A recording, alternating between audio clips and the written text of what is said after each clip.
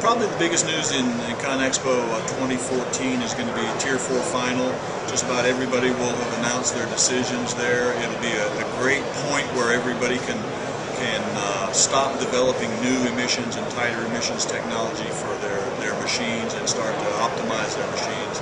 So at that point, we're going to know what everybody's doing in terms of their emissions control devices, and that'll be the talk of the show for certain. The mid-decade should be probably a more interesting show than this one in terms of economic trends. Right now, I think what you're seeing on the floor of this show is the survivors of the recession, the construction companies that were very careful with their dollars and their jobs and the management of their equipment and their companies.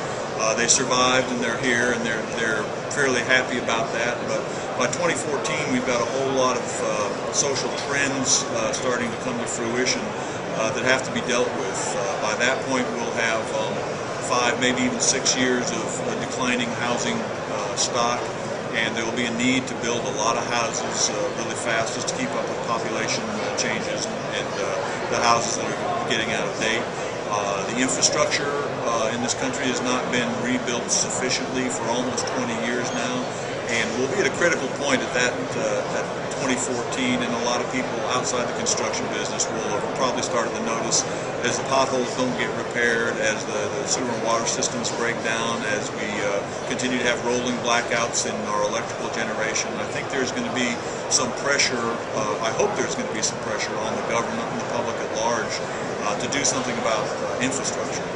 You know, traditionally this country has spent 6% of their GDP on infrastructure.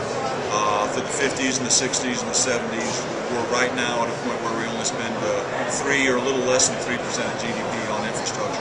It's starting to show up now. In 3 years, I think it's going to be painfully obvious, and I think there'll be some pressure on Congress to actually reinvest in infrastructure and get America rebuilding its vital assets.